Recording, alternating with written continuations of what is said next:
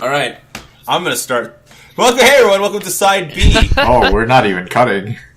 Yeah, we're not. No, we're not cutting. Okay. No, fuck it. That's it. Josh, GG. Shit. Side B starts about an hour and 6 minutes in. So, for what that's worth, Okay. for future you. So hey everyone, welcome to Side B, where we essentially talk about general topics. And the general topics can range anything from new things that are going on to things that you suggest, such as, like, you know, general topics like what we would find interesting in characters, what have you, or podcast questions, or anything like that. That's kind of the point. So anyways, I'm going to start things off because, fuck it, I'm tagging myself from Side A. Alright. Because I saw one of probably my favorite movies of the year. If not, like, how do I word this?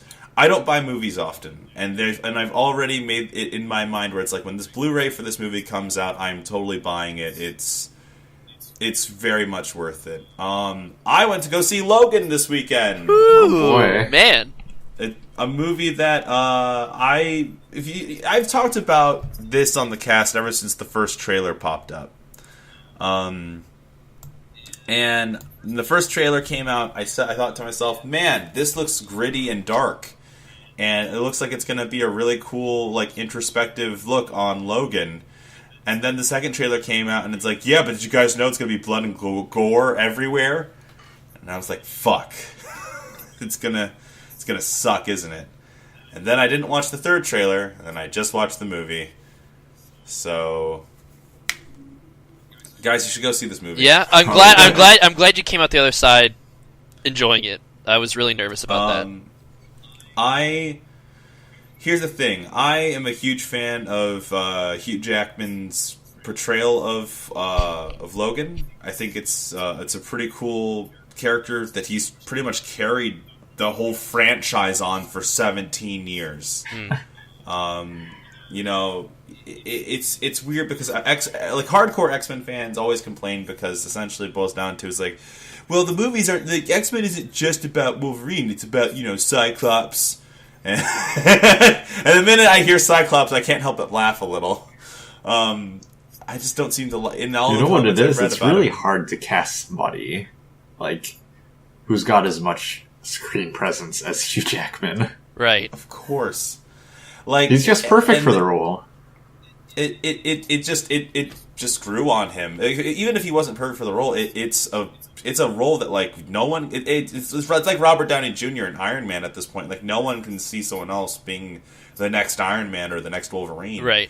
And when you hear that this was going to be his last portrayal of the character, it's like, holy shit, okay. And now he had said this before. He had said this before for, I think, The Wolverine, like the movie that was just called The Wolverine. But this one definitely feels like him and Patrick Stewart really just delivered on all the acting chops that they could muster, and it's a very emotional film, and it's exactly what I wanted. How about that? The movie is exactly what I wanted. And I know some people are disappointed in the film because they didn't feel like it was, like, comic book-ish enough. What? Like, it didn't have, like, the marks of, like, a Marvel film or the marks of, like, certain marks of the X-Men films where it's, like, schloppy, kind of like, you know, too over-the-top bullshit. But the thing that that's the exact thing I loved about Logan. Yeah, like, they always showed it off like it was going to be more of a Western than a traditional comic book movie, and I feel like that was probably what was most compelling about it, to me at least. You know? It's one of those things where it's like the movie feels very, for a comic book film, it feels grounded. It feels like From what you're saying, it sounds like it feels like a genre piece of a different genre. Right. Yes. Right. It feels like No Country for Old Logan, and that's what this. That's what it feels like. It feels like a Tarantino could have, like, had a hand in this at moments, or Clint Eastwood had, like, a hand in this at some points. The movie is just incredibly solid for what I was wanting, which was, you know, a deeper look into the character, and I I'm trying not to spoil anything or say anything. I very genuinely want you guys to go see Right, it. and it's on my radar. Honestly, it just could not have come out at a worse weekend for me. Oh yeah, no, dude, you got the Switch. I'm not expecting you to like drop that piece of gold. I really hope I don't drop the Switch. Oh my god, no, but like, and that's the thing. So it's like, let me put it this way. I loved it so much. I'm gonna go see it again. Oh man, probably okay. Throughout the week. I will say this much: it is kind of a lengthy movie, but it doesn't feel like it for me, at least. But I know for some people, it is kind of a deal. Hey, as long as as it doesn't feel overlong, that's the perfect. As long as the movie is as long as it needs to be, if that makes sense. Yeah, no, totally. And like I said, the movie for me was very emotional. But it's the exact thing I wanted. There's question. Especially. Sorry. Go ahead. Will I be able to enjoy this fully without having seen X-Men Future Past and Apocalypse? It's almost beautiful that you didn't see those movies. Okay, cool. Okay. It's almost beautiful that you didn't, because that was the one thing that admittedly, one of the things that like I was kind of concerned about was how they were going to handle the timeline. But to be honest with you, it feels like they didn't even care about the timeline. Okay, in a good way. They don't care. They don't care that, like Apocalypse set something up, or they don't care that, something happened in Days of Future Past. Like, no, fuck this shit. Essentially, like, it is the best way to handle this. Okay. Because as much as I love Marvel and its ongoing continuity with the films, I really kind of appreciate the fact that they were just like, no, let's just tell a good story. Cool. Okay, sweet. So it's not. There's not. I'm not going to miss out on any sort of fun. Oh, fuck. Okay, no, that's great. All right, perfect. The only thing I would be concerned with would be like, no, never mind. You don't have to watch those movies. I've seen all X-Men movies besides those. So I guess I should say the last X-Men movie I watched was First Class. There you go. I would say this: give both those movies. If you are interested, give both those movies at least one watch, sure, because they are worth one watch. But do not feel bad. Like, trust me when I say go watch Logan, and then because I'm curious to see like what you two would think. Like because you guys have seen other comic book films. Yeah. Like where Logan stands compared to where the other films are, especially, and I love saying. I mean, I was about to say I hate to say it, but I kind of love to say it. This is all thanks to the rated R, fucking Deadpool. Yeah, Deadpool. Did you see the teaser that just dropped? It was the first thing that popped up when you go to see the movie. Oh, really? Oh, they don't do a post-credit scene. They do a pre-credit scene. That's funny. And it's very solid, and it's that's the thing. I would, like I said, if you asked me like this time last year if I was a fan of Deadpool, I'd say nope. But as time goes on, and I see how they handle his actual story, and he's not just a meme online. Right. I enjoy him more. Good. So as time goes on, and I very much enjoy Ryan Reynolds' portrayal of the character. But yeah, like I said, let me know if you guys go see it. Will do, dude. And, now, with your enthusiasm recommendation, I would have to at this point. I feel like. I know that Oceano says in the chat that I got a little repetitive. Well, it's the only way I can talk about it. I think it was about Doctor Doom. Yeah, it was about Doctor Doom. Yeah, that was a while ago. Oh, well, yeah, no, go ahead and cut that part out, Josh. No, I'm leaving it there. Cut that out, Josh. Do you think I'm not doing that work? Shit. God damn it, you motherfucker. I'm lazy as hell, but one question. Do you think... Huh? What? Oh, what were we saying? Do you think other comic book movies would benefit from taking cues from Logan? I'll say this. I feel like, because I can't pretend that like a huge reason I enjoyed this film was because I knew that this was going to be the last time I'd see Hugh Jackman as this character. Sure. And there's the 17 years of wait that obviously comes with this film. But I will say that if they decide to do comic book films more, Wow, you know what I just realized? Fucking. what's up? So 17 years of X-Men films means that if somebody was born when the first one came out, They can could go just see it. be going to see Wolverine Right. now. Wow. Ooh.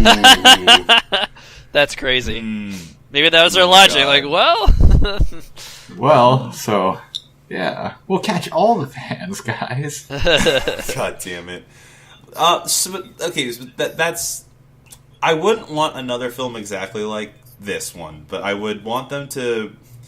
The thing with comics that I enjoy the most is the fact that like there seems to be like different types of heroes, different types of characters. Like something I keep thinking about lately is like how Marvel, they always try to make like the TV shows based on like Avengers and stuff like that, but it's like you could just make a TV show based on like Kamala Khan, and like that'd be cool. It's essentially superhero Hannah Montana, like almost like that, but like they have the room to do that kind of stuff. But the point is that if I would like to see them try, but I don't know who they would do this for.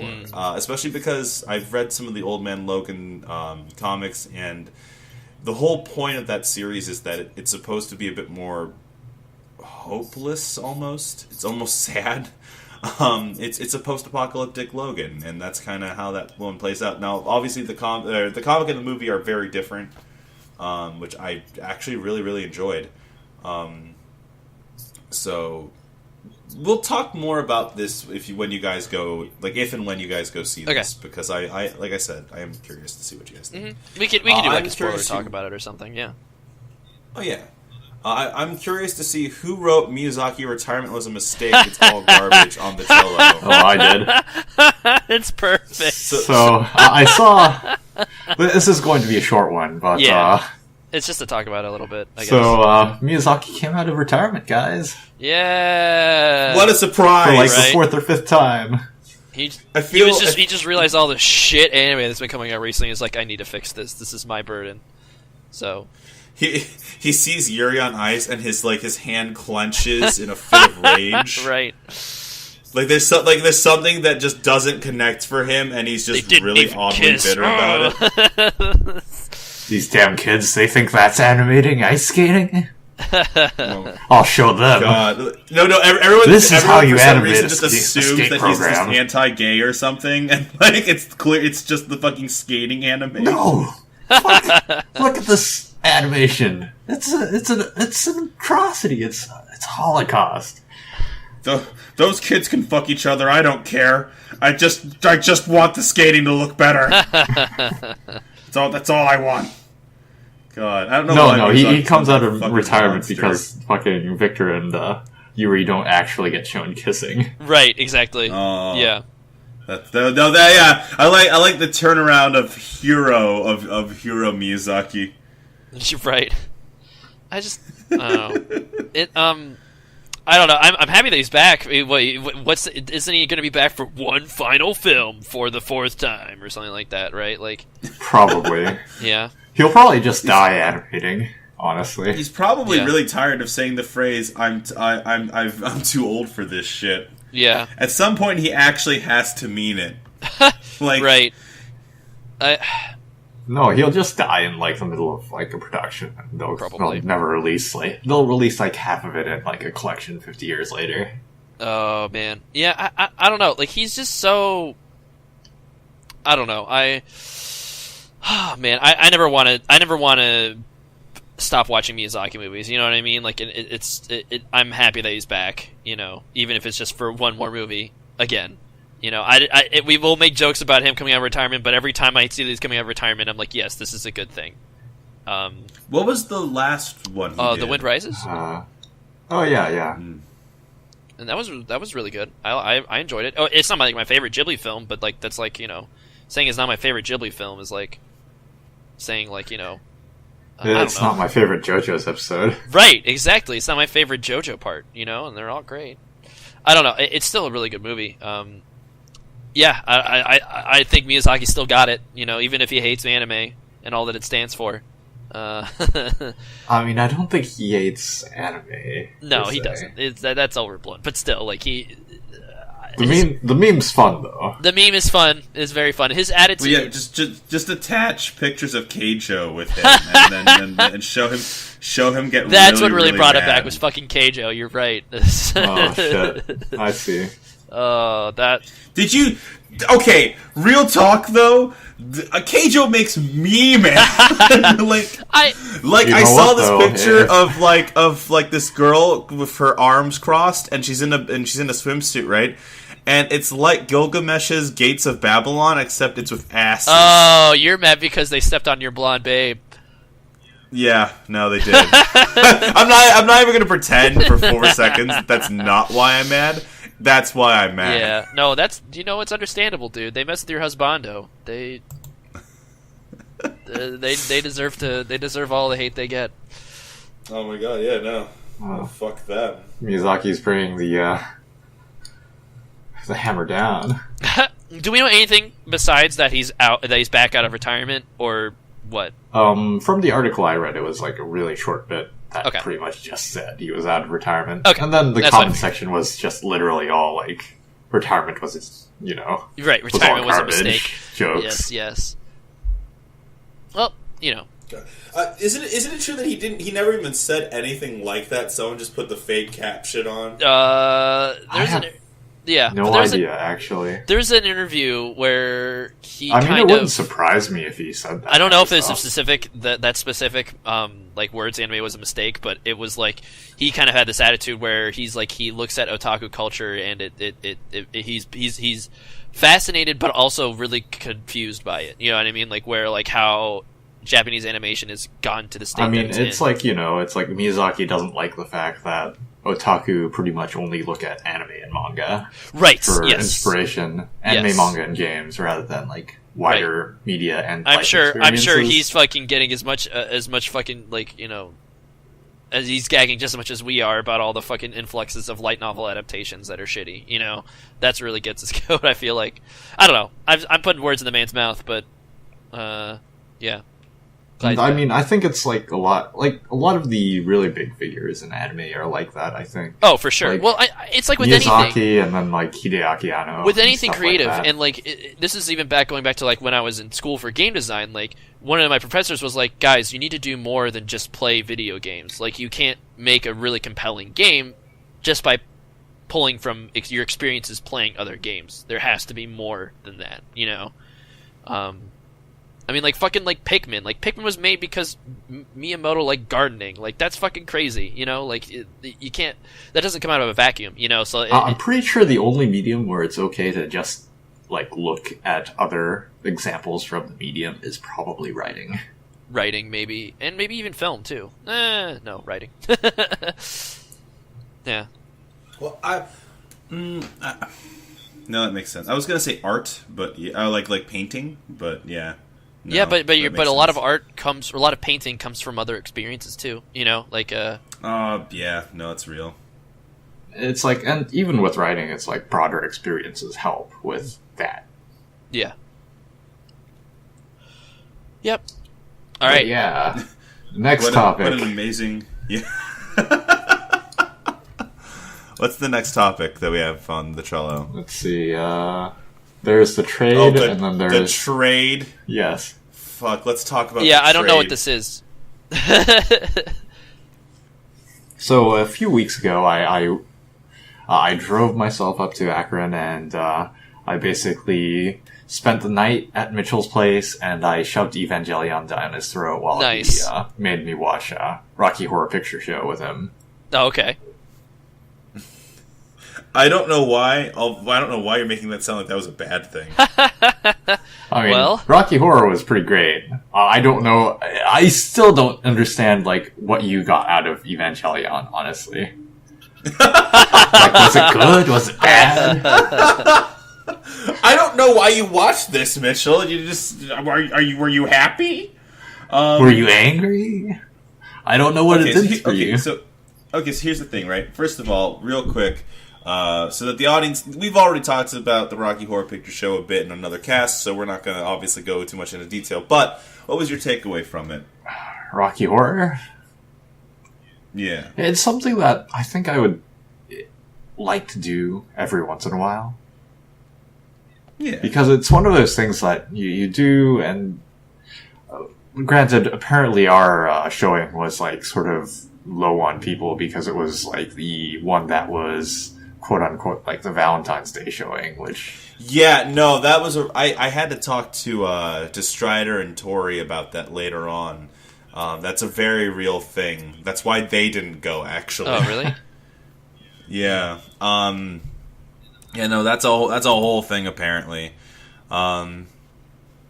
So for what that's worth, but yeah, no, we'll have to try that again. If anything, I'll come down to Columbus and like we can check it out there.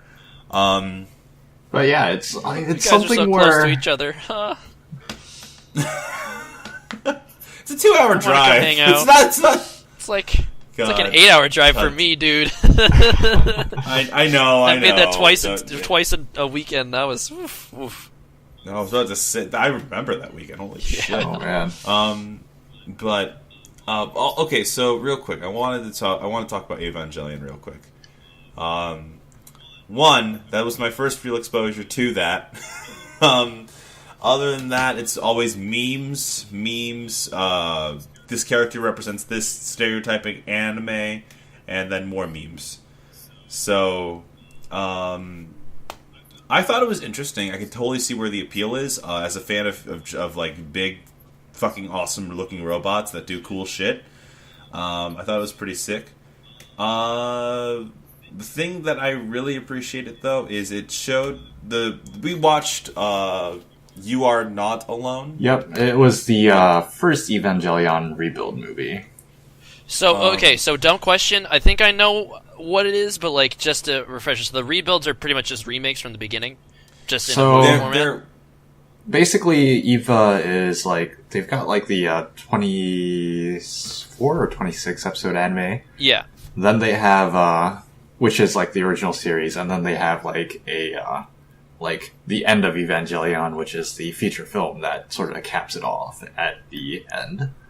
Sort of an alternate ending, if you could like look at it that way. Okay. And then like around 2007 or some like 10th anniversary of Eva, they released the first rebuild film, which is sort of a retelling of the original series.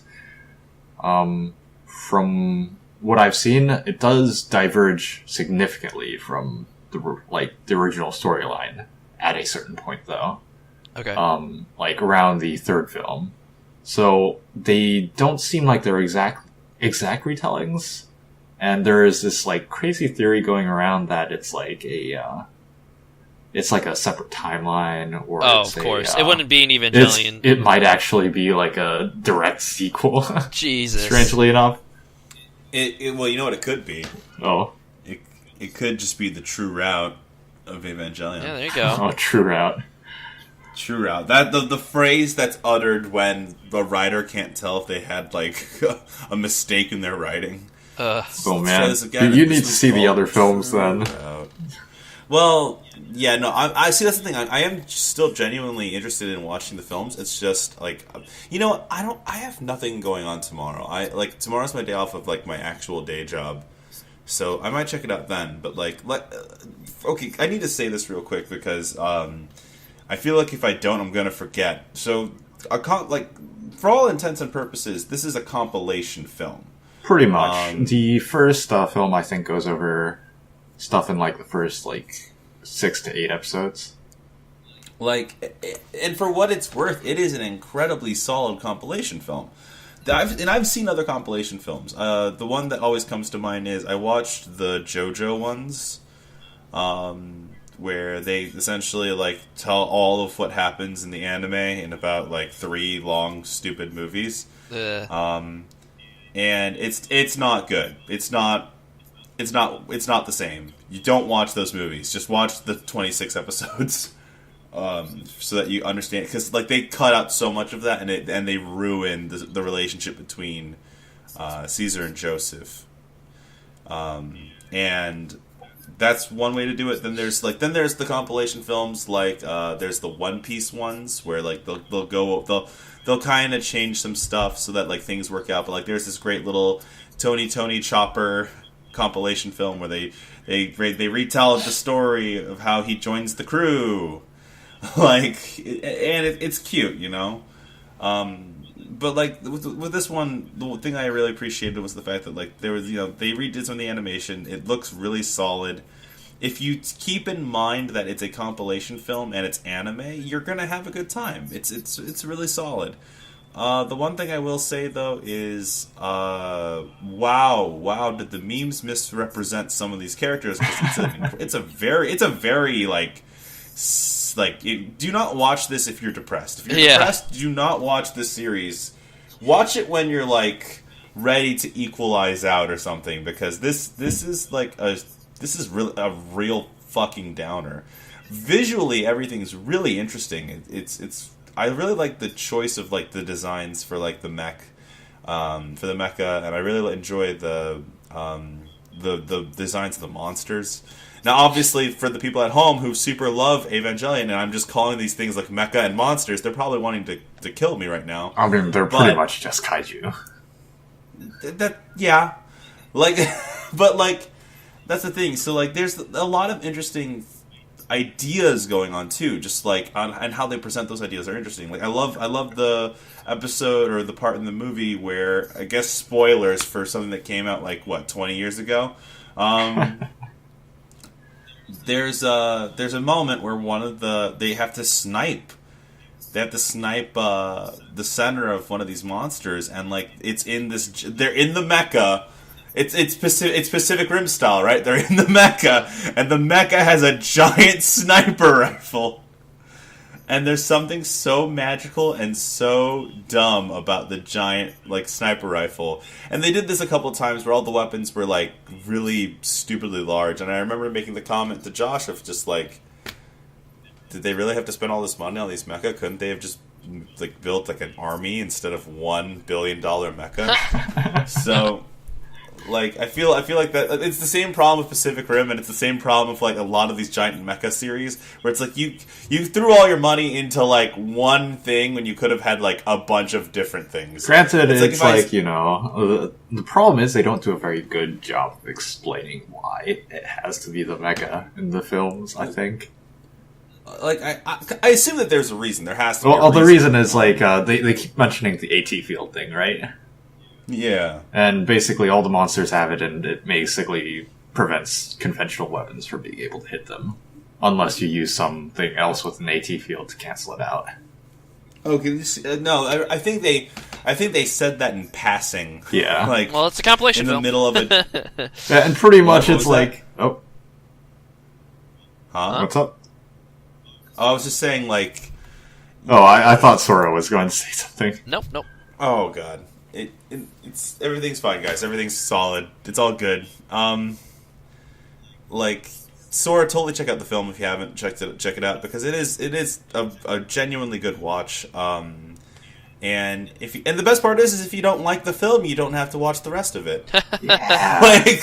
like that's like the trap of anime of watching the 6 episodes and then being forced to watch the rest. What are you talking about? No one ever does that.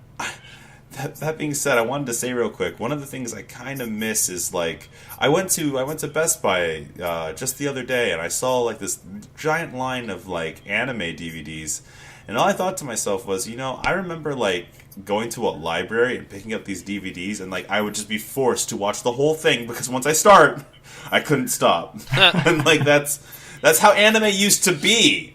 And, like, nowadays you have Crunchyroll and shit, and it's like, oh... I feel like such an old man when I say that. You guys and your Crunchyroll. You guys and back in my day, Crunchyroll was a pirating site where you'd watch for the fan K-dramas.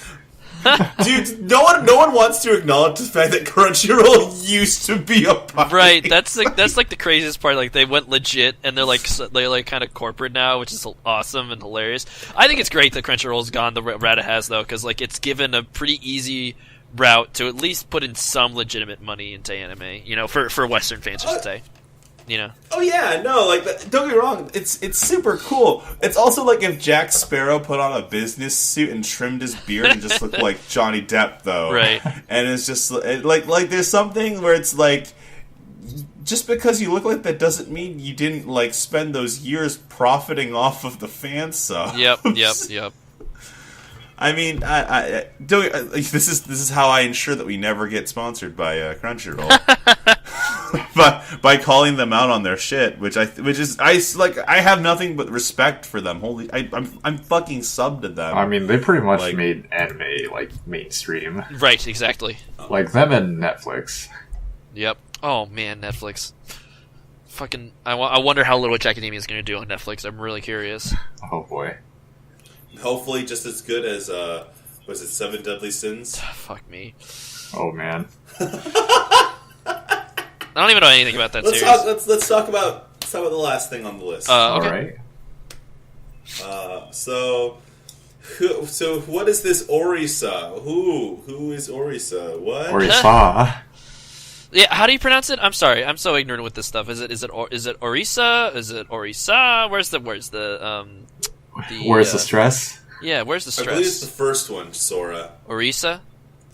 Yeah. All right, Orisa. It's an Overwatch character, a new Overwatch character. There's a new Overwatch character who is a spider tank. So yeah, get all the Wild Wild West jokes out there while you can. Oh yeah. No. Drop some sick beats. Yeah, no, that's it. The fucking Will Smith again. But here's the thing. I spent like a good portion of like my Thursday night like looking up Orisa like fucking gameplay footage and like understanding the tech. And a lot of people have pointed out that a lot of her tech just seems to be almost like watered down versions of like previously existing tech. She can put down a shield. She has like a mini Zarya bomb. Oceano says it's not a spider. It's a right. There's 4 legs. Yeah. Not enough limbs for a spider mech, but it's kind of a spider mech, a little bit. The ant mech. Ant-Man. Yeah, it has 2 arms and 4 legs. So fuck that shit. Anyways, the point that I was trying to get at was the fact that like some people have pointed out the Orisa kind of just has like mini versions of like previously existing. I mean, hey man, she was built by a 9-year-old. Give her a break. No, I mean, I think that's cool though. You know, I'm not trying to like water it down. I'm not trying to like diss it. I'm saying that like holy shit, like that, like it. Having this character on your team, I can only imagine as like an off tank would be super great. You know, give your Reinhardt some support. Help Zarya do the more magnet bullshit. Right. So, like, when I first heard about Orisa, I was at work, and I didn't expect this to be like her to get released at all. And I went into work, and then I heard about her, and it's like, what? She has a Zarya Graviton? And I spent my entire shift worrying that, like, my main was now useless. Thinking, oh man, no, Zarya's going to be useless. I won't be able to do anything. And then I get home and, like, start seeing stuff, and it's like, oh, okay, I don't have to worry so much. But a lot of her kit does seem to be, like, lifted off of other heroes. But that's the thing, though, and I can't emphasize this enough. If there was a Final Fantasy equivalent to what I'm trying to explain, I'd say it's Red Mage, right?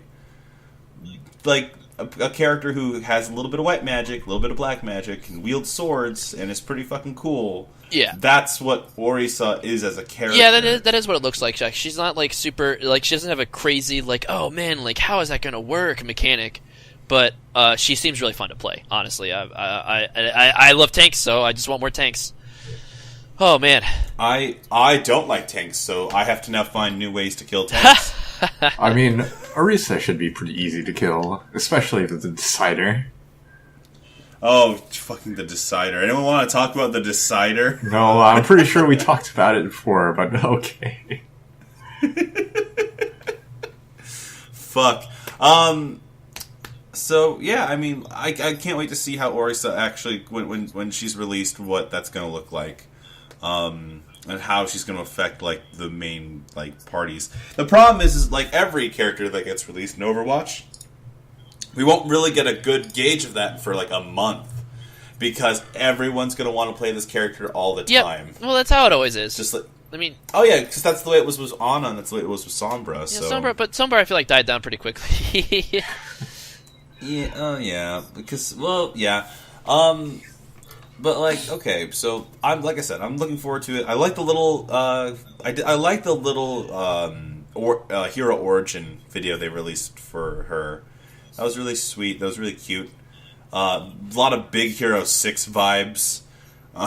Yeah, I'm sure I can't be the only one who noticed that. oh sure. So, yeah. I'm just So, waiting for Baymax to become a thing. yeah, Baymax is just the hero. But yeah, so that's general topics. Holy shit, we got through those way faster than I thought we would. Yeah. I mean, I think you got distracted by Miyazaki. No, that's it. That was it. Let's see. But, I mean, I don't know. I think the implications for Orisa are interesting, at the very least. Definitely. I want to see how she affects the meta. I mean, I want to see if she's viable at all. She has to. In my mind, it's off tanking. You know, it's the Dark Knight, or it's that level of character where it's offensive support. You know, I mean, out of all the character tanks, has she probably techniques has the and longest skills. range as far as like the ability to do That damage. blew my fucking mind. Like when I saw that, I thought, man, that sounds really strong. Yeah. Well, Like that she has Bastion for a hand. Yeah. I'd say oh fuck Bastion though. Bastion, though. Oh. Like I know I made the dumb joke of she has Bastion for a hand, but current Bastion might I have not played Overwatch in a bit, and I don't know when those changes are going to get implemented into the main game. They are. Holy shit. The new Bastion Holy- is here. Oh. I played God. maybe like 6 or 7 games with the new Bastion. All I had to see was a gif of someone like of fucking Hanzo doing his ult and like watching Bastion recover himself back to life. yeah. For me to be like, you know what? I think I'm good for a bit. You see, I don't think that the new Bastion is unbeatable. He's a little bit too strong, I think, but he's not terribly difficult to like kill as long as your team knows what it's doing. I mean, it makes more sense as a defensive character for him to have that, and for a character named Bastion, I guess it does make more sense. Granted, I think that maybe it was just because I was fighting bad Bastions that sat out in the open. Well, there's going to be a lot of players because I mean, let's face it, who mained Bastion before this?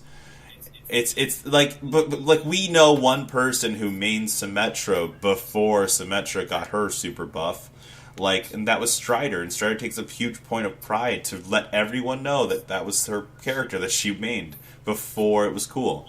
But we're gonna have this influx of people who want to play the new Bastion, and that's going to be a thing for a while. And I don't think that Bastion's unbeatable. I just think that like it almost like for like an ult that's very like out of all the ults in the game, that's one of the ones that like a lot of people know. So it's kind of weird to see like a character being able to sit through it. Like, you know what I mean? But it's not. It doesn't mean that it's broken. It just means that like we're gonna have to do more to kill Bastion. I mean, the one thing that bothered me the most was he can live through Tracer pulse bombs. That shouldn't be a thing. There's something about that like really bothers me. Tracer pulse bombs are supposed to kill Bastion.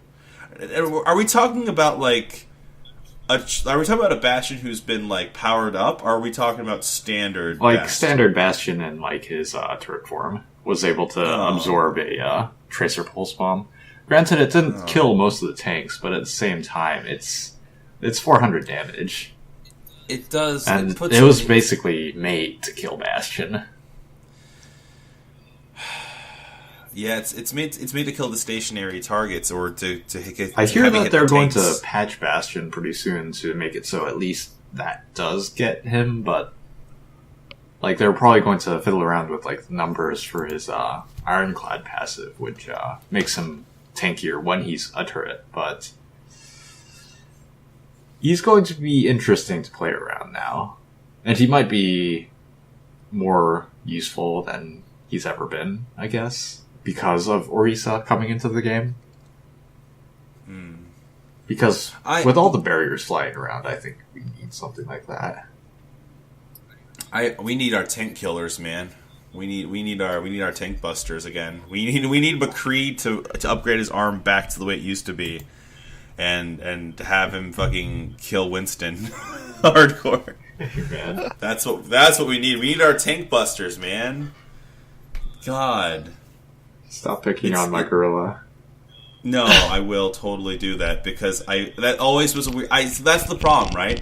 I got into Overwatch a little too late, but I didn't get a chance to experience Tank Buster McCree. Oh my god, Like- that was bullshit. Oh, fuck that.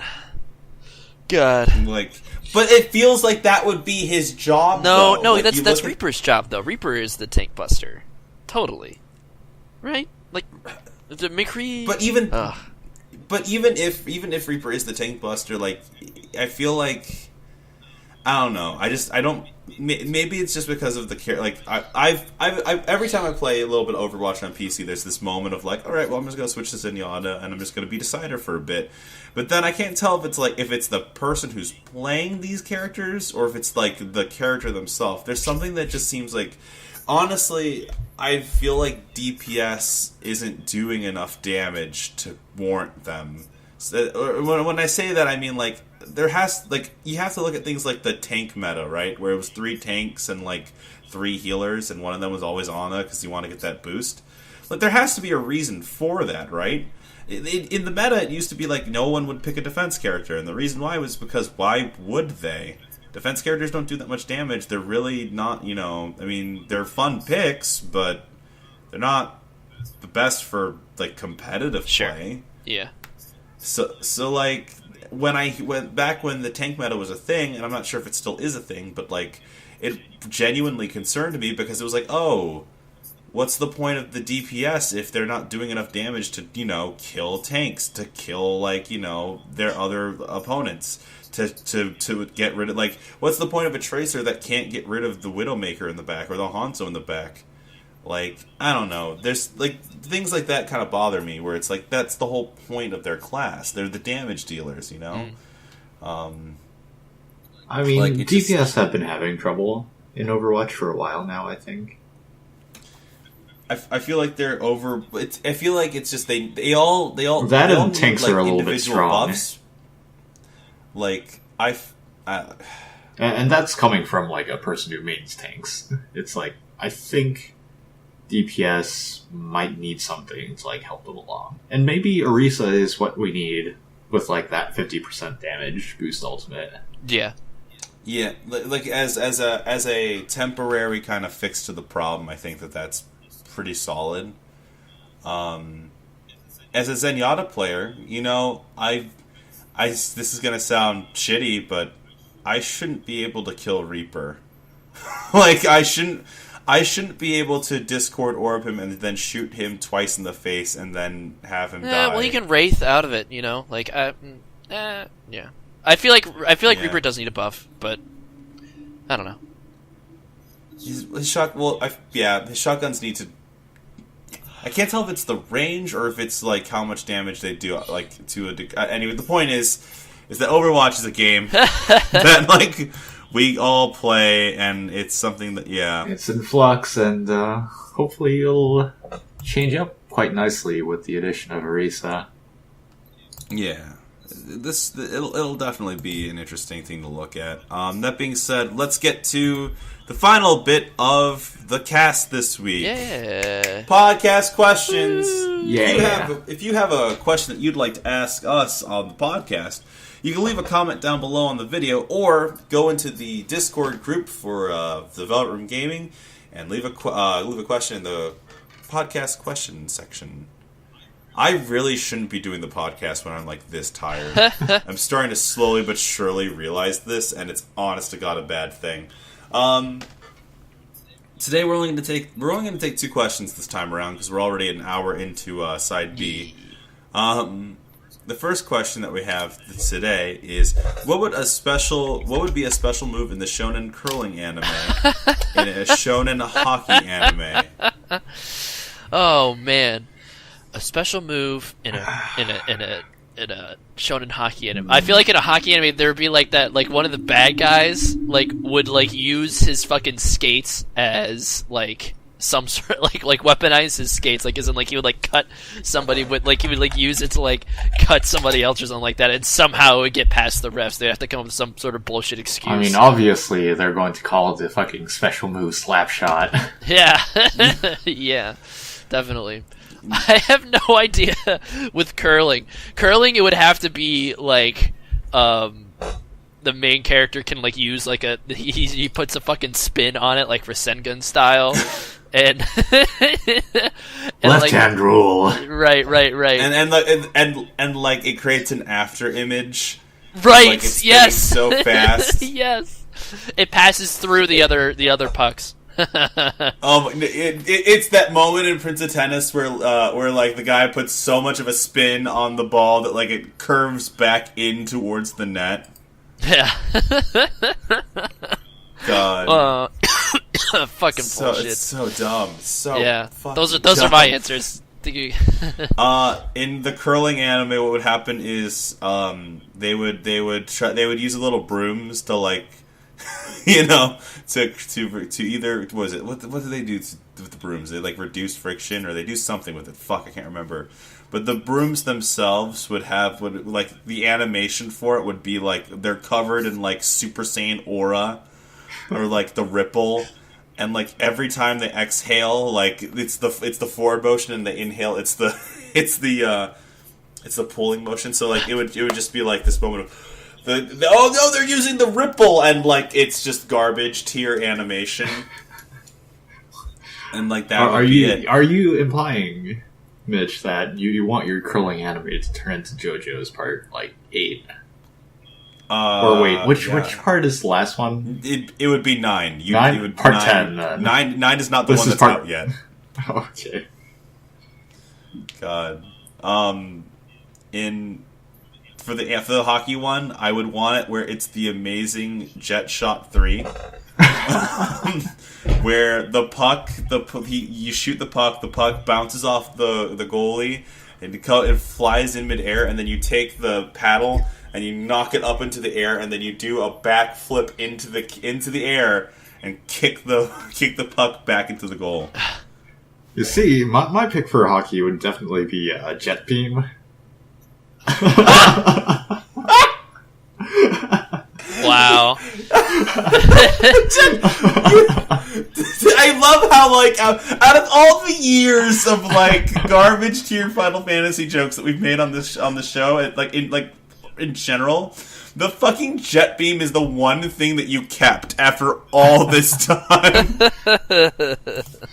The fucking jet shot like Mark III got me, and it's like, oh, I remember that. Out of nowhere, Jet can shoot lasers. Oh yeah, because in fucking Dissidia, it's the only it's like, yeah, he has all these cool melee moves, and then the one where he just looks at you and the beam comes out of his fucking eyes. Yeah. Yeah, no, I remember that fucking garbage. From across like the like fucking goalie stares at the enemy goalie, fucking beams him. Yeah, no, it's fucking beams him back into the fucking. Whatever. Anyways, the last question of the night is, as I have to now scroll up. Water Tiger asks, "What is your favorite episode of Steven Universe?" What? I thought we have. Wait, did we already answer that question? Yeah. I feel like because I remember going on about how if it's a Pearl episode, it's one of my favorites.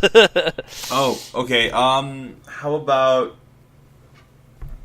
Fuck. Oceano asks, do you guys read any manhwa? Which I feel like, did we already answer this question?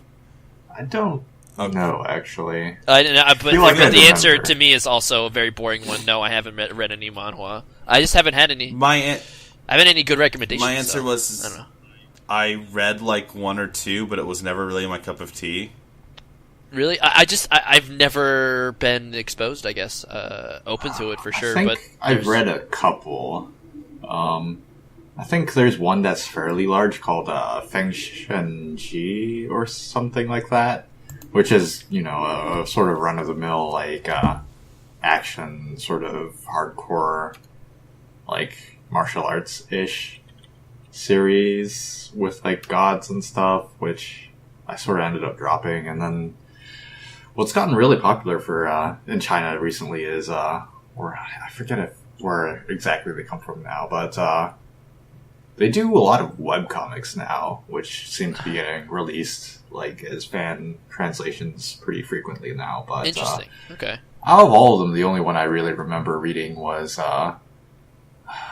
it got an anime adaptation recently called what was it? It was School Shock, and its anime adaptation looked really, really bad, so I never watched it. And one of the primary things I remember about this manhwa was they had Barack Obama wearing like a leopard skin like suit and having like an afro and like 1960s glasses or something, and being like a complete megalomaniac.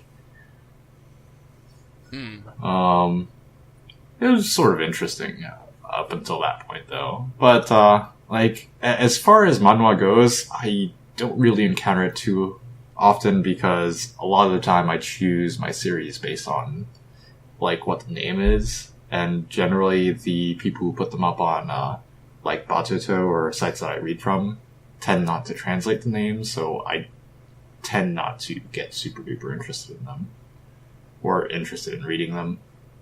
Which, it's a totally shallow way of doing this, but it's something that like has got me to read more good series than not over the past few years. All right. Well, and with that, because like I said, I think Sora and I literally our answers were no. Well, no, but I want to look into it though. I just haven't been exposed. It hasn't been out of purposeful neglect. It seems like a fledgling industry right now. Correct. And I'm pretty sure at this point, there have probably been at least one or two really big masterpieces out there that I've not touched on. And then, in like the next 5 years, we'll get something that's like definitively like just great coming out of there. Okay. All right. And with that being said, guys, that wraps up another episode of the Velvet Woo! Cast. Woo! Yeah, all right. made it. So Side B over. Yeah. Side B's finally over. So this week, just so you guys know, you guys are getting some more Dramatical Murder, some more Final Fantasy 15s coming your way. Sorry, you're not doing a stream this Unfortunately, week. no. Sorry, guys. Oh man. I might take your day this week. Actually. Okay. Well, yeah. I don't know. I'll figure it out, but yeah. So that's pretty much everything on my end of the spectrum. Cool. Oh, we're finishing Batman. We're finishing that cucklefuck monster fest that is the Batman Telltale series. All right. Oh boy. Holy shit! It's so bad. It's so fucking bad. Is oh my it? fucking god. Oh my god! It's so bad. I'm so guys. sorry. It's so. I wanted to have faith in Telltale, and it's Damn, so... that's so surprising to me that you bounced off. You guys bounced off it as hard as you did. I haven't played it yet, obviously, but I've heard nothing. I've heard pretty good things about it. So the writing's bad. Yeah. It's so predictable, and the choices you make don't even fucking matter. And even in The Wolf Among Us, you still had the illusion of that. Like, even if, like, you always knew that, like, certain things you couldn't change, but, like, at the end of the day, it's like, oh, well, you still affect these characters somehow. But the biggest problem with this story is just, it's an origin story. So, Batman's meeting all these characters for the first time. Man, so we don't need a deep Batman down origin story anymore. Yeah. We've had like a dozen of them. Yeah, to the point where Lego Batman made that fucking joke. Like, I don't know. The point is that, we're continuing that clusterfuck. So join us Saturday for that. But yeah, next time on The Velvet Room. woo! Catch you guys next time. Ooh, yeah. See you guys.